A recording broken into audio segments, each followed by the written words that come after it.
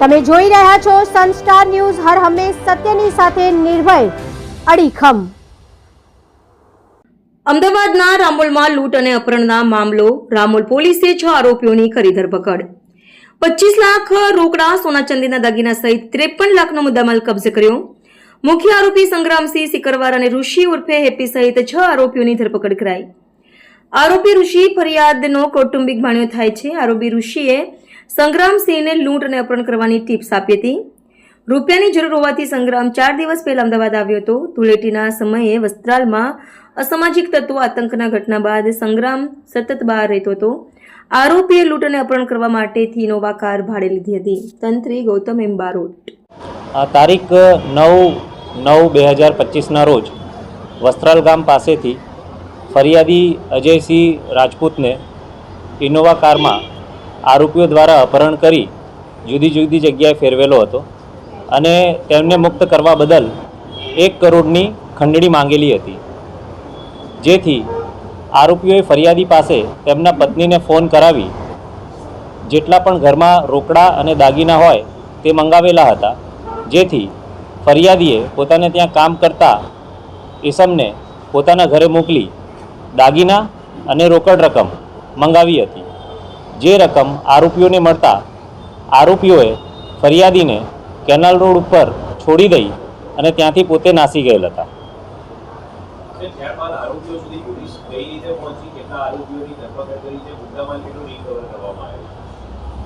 આરોપી ફરિયાદી જ્યારે મુક્ત કરવામાં આવ્યો ત્યારે ફરિયાદીએ 112 નંબર ઉપર ફોન કર્યો। 112 ઉપરથી તેને પોલીસ મદદ મળતા પોલીસ તેમને રામોલ પોલીસ સ્ટેશન લઈ આવી। રામોલ પોલીસ સ્ટેશને આવી ફરિયાદીએ પોતાની વિગતો જ્યારે જણાવી ત્યારે પોલીસે લોકલ પોલીસે પોતાની અલગ અલગ ટીમો બનાવી ફરિયાદીએ જણાવેલ કારના વિવરણ અને નંબરને આધારે પોલીસ કારના માલિક સુધી પહોંચી।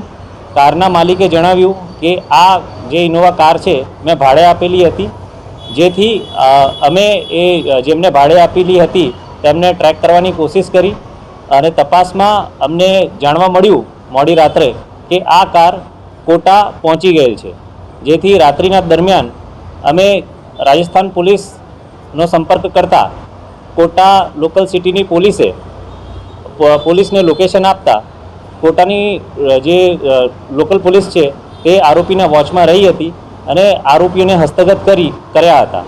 એ જ દરમિયાન આપણે અહીંથી પોતાની પોલીસ પણ મોડી રાત્રે જ રવાના કોટા કરી દીધી હતી। કોટા પહોંચીને પોલીસે આરોપીઓની પૂછપરછ કરી હતી અને પૂછપરછ દરમિયાન જેમણે જ્યાં મુદ્દામાલ સંતાડ્યો છે તે જગ્યા બતાવતા મુદ્દામાલ ત્યાંથી રિકવર કરવામાં આવ્યો હતો।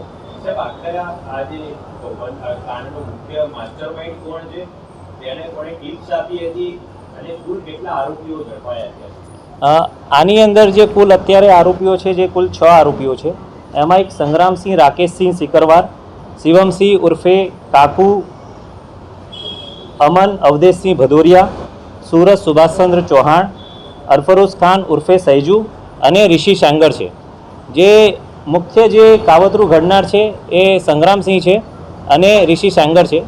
ઋષિ જે છે તે આરોપીનો ભાણો થાય છે, એટલે કે ફરિયાદીનો ભાણો થાય છે અને ફરિયાદી આના મામા થાય છે।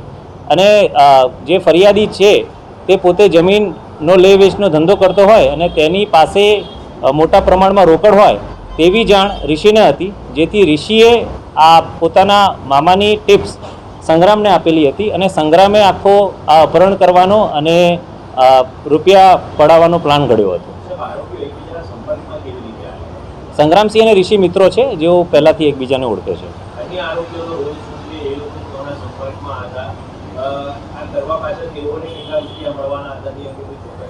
અત્યારે અમે રિમાન્ડની કાર્યવાહી ચાલુમાં છે અને જે તપાસ અને પૂછપરછ ચાલુ છે અને જે આગળ જે તપાસમાં ખુલશે ત્યારે એ વિશે વધુ વિગતો આપી શકાશે।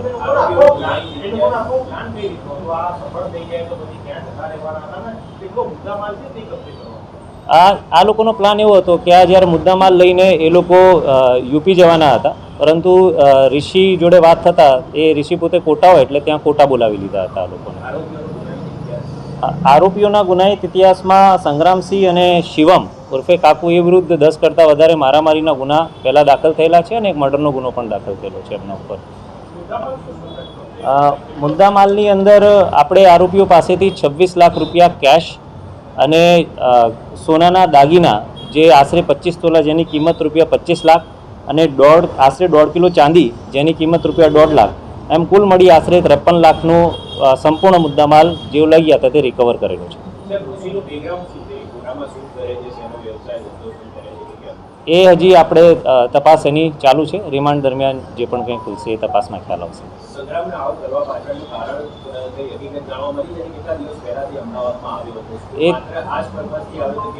એ 4-5 દિવસ પહેલાં જ અમદાવાદમાં આવ્યો હતો, 4 કે 5 તારીખની આજુબાજુ, અને એને રૂપિયાની જરૂર હતી અને એને ટિપ્સ ઋષિએ આપેલી હતી એટલે એને આ કાવતરું કર્યું.